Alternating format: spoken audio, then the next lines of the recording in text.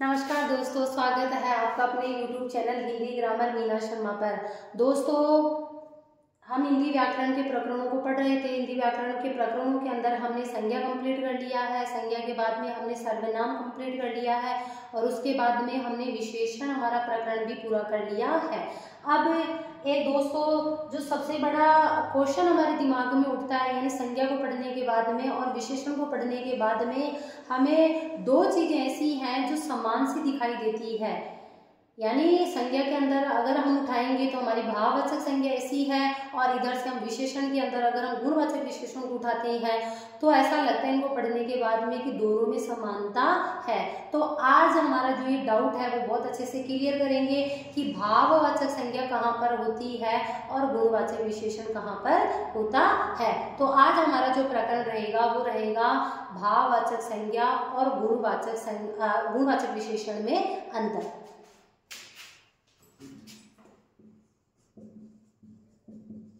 भाववाचक संज्ञा और गुणवाचक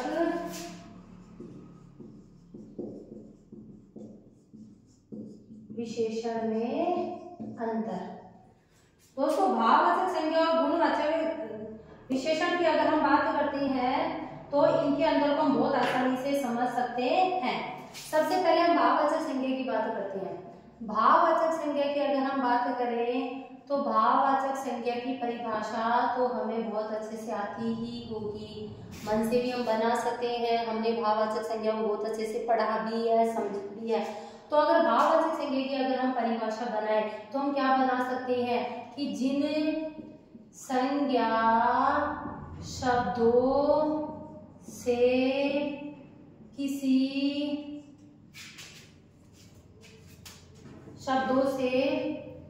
व्यक्तियों,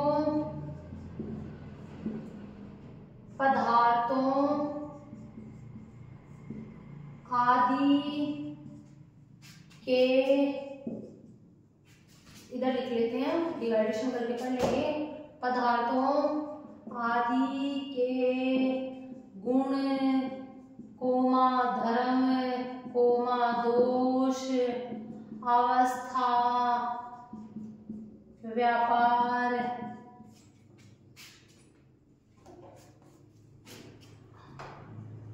आदि के नाम का बोध हो, वो हमारी क्या कहलाती है? भाववाचक संज्ञा कहलाती है। भाववाचक संज्ञा कहलाती है।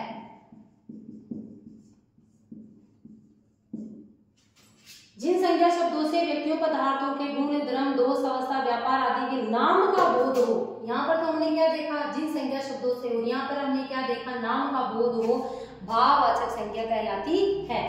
जिन संज्ञा शब्दों से व्यक्तियों, पदार्थों आदि के गुण, धर्म, दोष, अवस्था, व्यापार, स्थिति, स्पर्श, रंग, रूप आदि का बोध हो, आदि के नाम का बोध हो, वो हमारे क्या कहलाती है? भाववाचक संज्ञा कहलाती है। और हमने भाववाचक संज्ञा में बहुत अच्छे से देखा था कि जो हमारी भाववाचक संज्ञा होती है वो क्या होती है? अदृश्य होती है, दिखाई नहीं देती, सिर्फ हम महसूस करते हैं। और जो हमारा गुणवाचक विशेषण होता है वो भी लगभग हमें दिखाई कहाँ देता है? उसको भी हम क्या करते हैं? महसूस ही करते हैं। अब हम बात करते हैं किसकी? इधर हमने भाववाचक संज्ञा देख ली और इधर हम देख लेते हैं क्या? हमारा गुणवाचक विशेषण। गुणवाचक विशेषण की बात करते हैं तो वे विशेषण शब्द, वे शब्द जो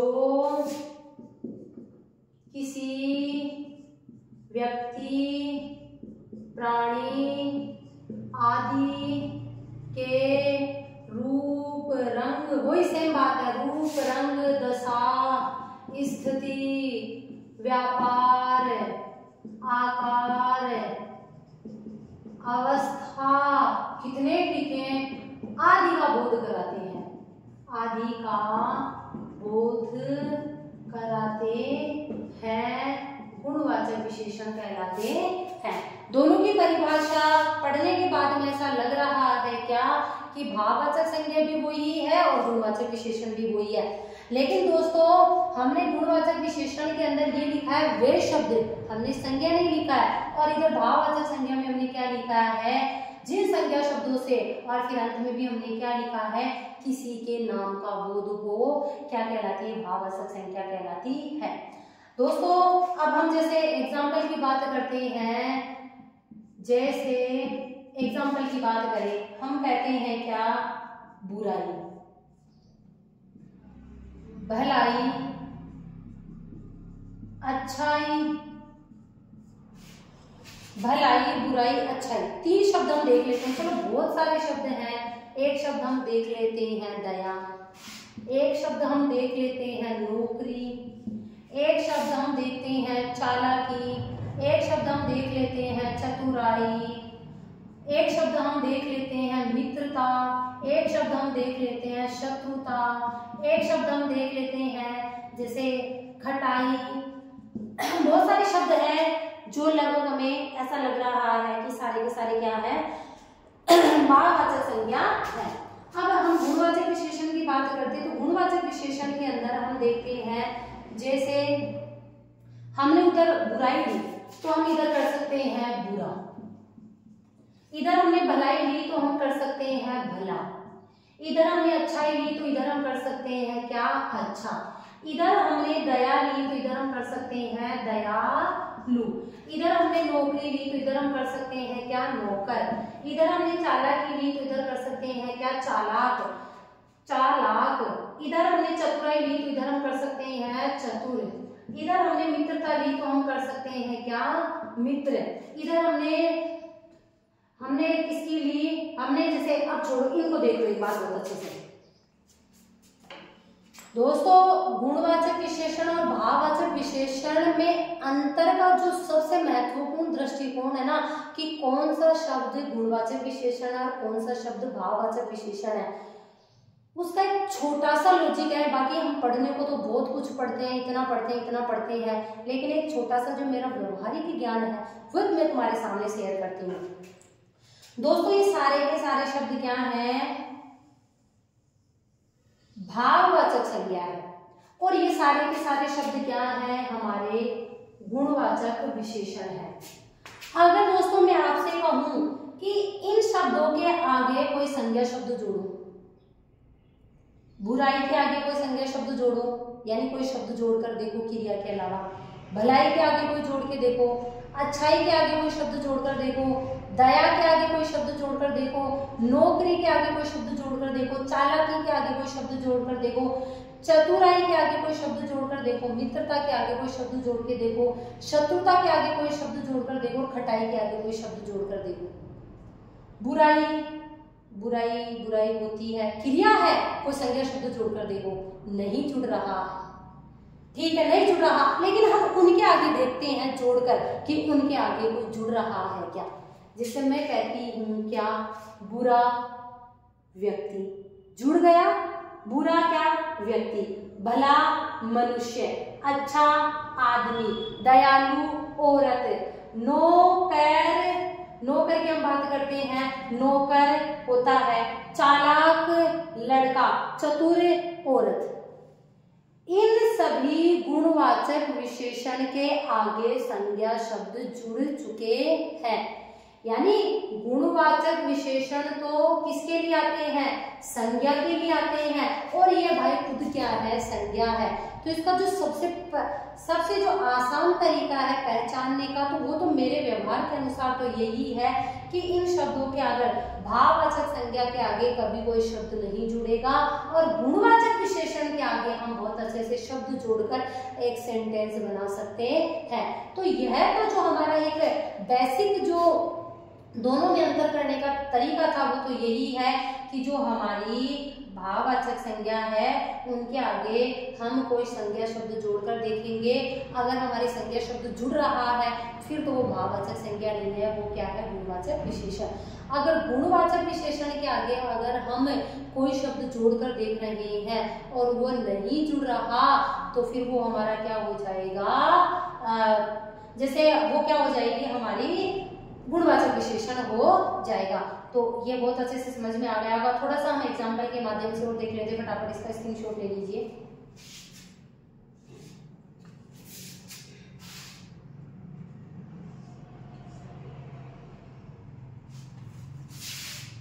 आगे चलते हैं हम। गुणवाचक विशेषण और भाववाचक विशेषण को पहचानने का सबसे अच्छा तरीका यही है कि भाववाचक जो शब्द होते हैं, यानी भाववाचक जो संज्ञा होती है, उनके आगे हम कोई शब्द जोड़कर देखें, यानी संज्ञा शब्द जोड़कर देखें।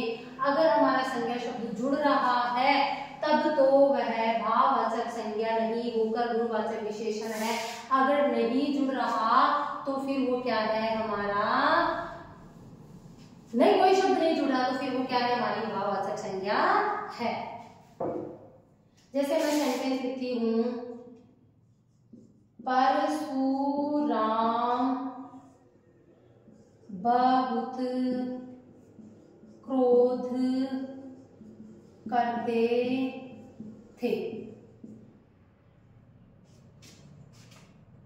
दूसरा और बताओ, देखिए, कृष्ण और सुदामा की मित्रता मशहूर थी।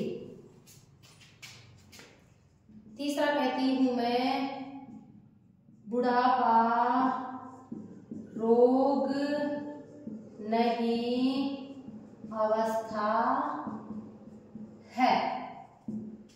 चौथा लिखती हूं, राम बहुत होशियार बालक है। इसके बाद में पांचवा लिखती हूं, सुंदरता विचारों से आती है। अगला लिखते हैं, दही में खटास है। ये थोड़े से वाक्य हमने लिए हैं।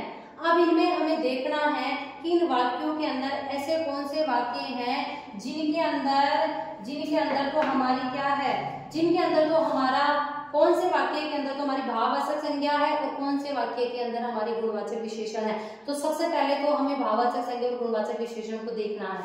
जैसे हम कहते हैं, परशुराम बहुत क्रोध करते थे। अब ये क्रोध हमारे सामने आया है।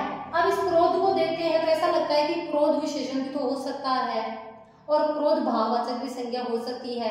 लेकिन मैंने तरीका बताया था ना कि इसके आगे कोई शब्द जोड़कर देखो। अगर तुम्हारे शब्द जुड़ता है, अगर शब्द जुड़ता है तो फिर तुम्हारा गुणवाचक विशेषण हो जाएगा। अगर कोई शब्द नहीं जुड़ता है तो फिर क्या हो जाएगी, भाववाचक संज्ञा हो जाएगी। तो हम क्रोध के आगे क्या जोड़कर देखें, कोई नहीं जुड़ रहा। हाँ, हम क्रोध को अगर हम कहें क्रुद्ध, यानी क्रुद्ध एक शब्द चलता है बच्चों, क्रोधित। दोस्तों एक शब्द चलता है क्रोधित, छोटी की मात्रा ईद प्रत्यय, एक शब्द चलता है क्रोधित, लेकिन क्रुद्ध के साथ ईद प्रत्यय लगता ही नहीं है। शब्द खूब चलता है लेकिन व्याकरण की दृष्टि से यह शब्द बिल्कुल अशुद्ध है। क्रोधित कोई शब्द नहीं होता, शब्द होता है क्या, क्रुद्ध। अब हम कह सकते हैं, क्रुद्ध हमारे सामने आया तो हम ये भी तो कह सकते हैं क्रुद्ध बालक, यानी किसी बच्चे को गुस्सा आ रहा है तो हम कह सकते हैं क्रुद्ध बालक। बालक की विशेषता क्या है कि वह क्रोध है, तो इस क्रोध के आगे तो जुड़ गया, लेकिन क्रोध बालक थोड़ी होगा, नहीं हो सकता। तो ये हमारा क्या हो गया, ये क्रोध क्या हो गई, हमारी भाववाचक संज्ञा।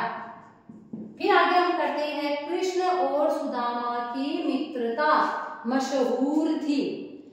कृष्ण और सुदामा की मित्रता मशहूर थी। अब हम देखते हैं, किसको देखते हैं, हमें मित्रता को देखते हैं। अब मित्रता के आगे अगर हम कोई शब्द जोड़ना चाहें तो मित्रता के आगे कोई शब्द नहीं जुड़ता है, मित्रता के आगे कोई शब्द नहीं जुड़ रहा, यानी ये भी हमारा क्या हो जाएगा, भाववाचक संज्ञा।